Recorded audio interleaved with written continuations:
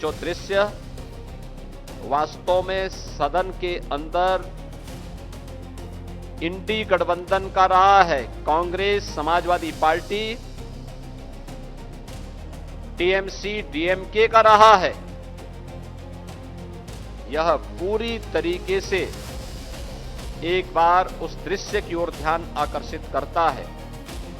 जो भरी सभा में द्रौपदी का चीरहरण जैसा दृश्य था। मित्रों, हम कह सकते हैं आधी आबादी के मन में विपक्ष के इस नारी विरोधी आचरण के बारे में भारी आक्रोश है और वह आक्रोश कांग्रेस और इंडी गठबंधन के सहयोगी दल Samajwadi party, RJD, TMC, DMK और अन्य उन दलों का जो इस पाप में भागीदार थे, उनके प्रति आधी आबादी के मन में यह आक्रोश आज देखने को मिल रहा है कि कैसे एक और प्रधानमंत्री जी के द्वारा उठाए जाने वाले एक एक समाज के, देश के हित में जो कदम उठाए गए हैं, उन कदमों में कैसे बैरियर के रूप में और उन कदमों को आगे बढ़ने से रोकने के लिए इंडी गठबंधन किस हद तक जाकर के षड्यंत्र करता है। 2023 में नारी शक्ति वंदन अधिनियम पारित हुआ था, लेकिन जब महिला संगठनों, सामाजिक संगठनों ने इस बात की मांग की कि यह अधिनियम 34 की बजाय 29 में लागू हो, तो उनकी मांग के अनुरूप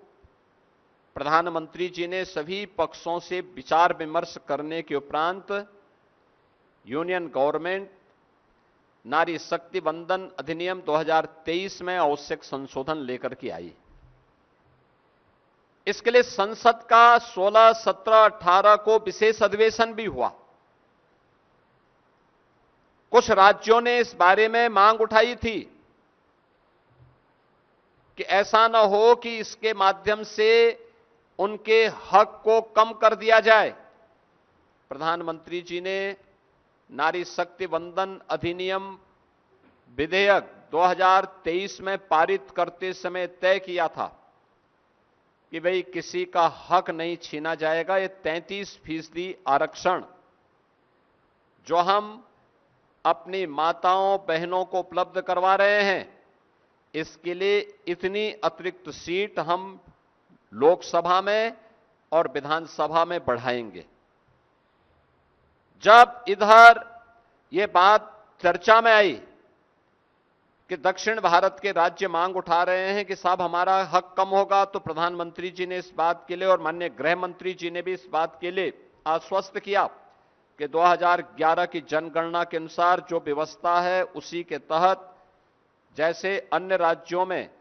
उत्तर के राज्यों में, पूरब के राज्यों में बढ़ेंगे, वैसे ही दक्षिण के राज्यों में भी वह अनुपात, उसी अनुपात में यह बढ़ेगा। हक किसी का कम नहीं होना है, केवल एक ही इच्छा है कि सारा सदन मिलकर के भारत की नारी को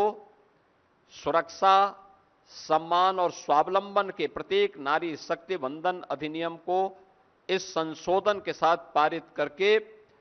2029 में उनका अधिकार दे दे। लेकिन जो दृश्य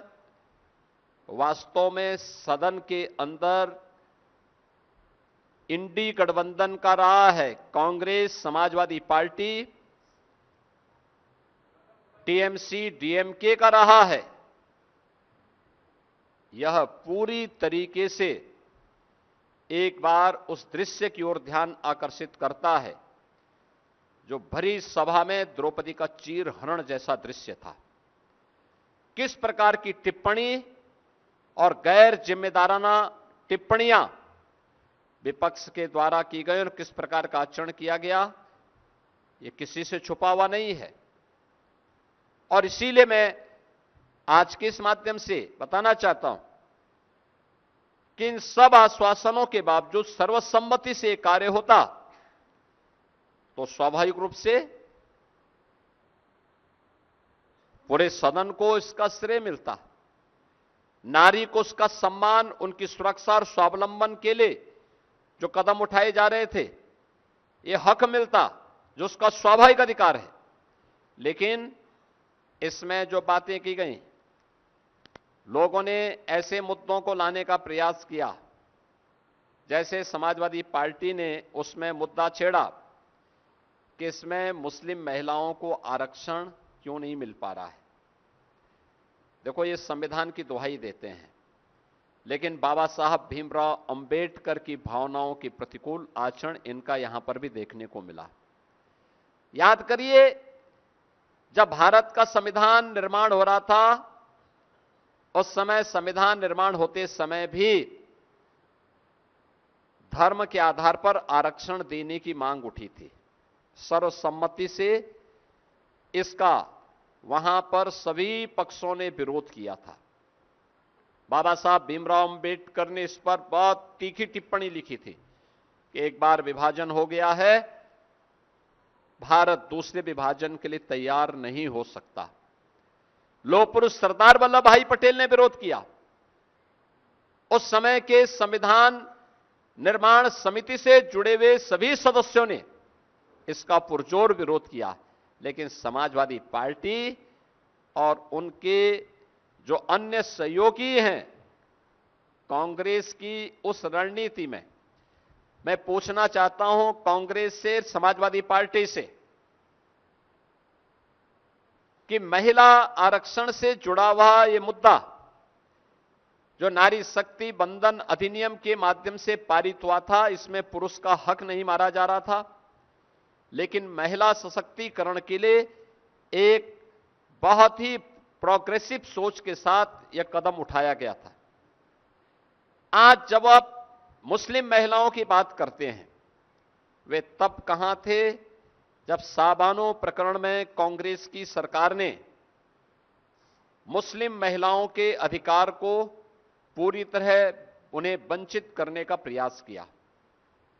याद करिए, ये इंडी गठबंधन है। जब प्रधानमंत्री मोदी जी ने साबानो प्रकरण में कांग्रेस के इस पाप का परिमार्जन करने का कार्य किया था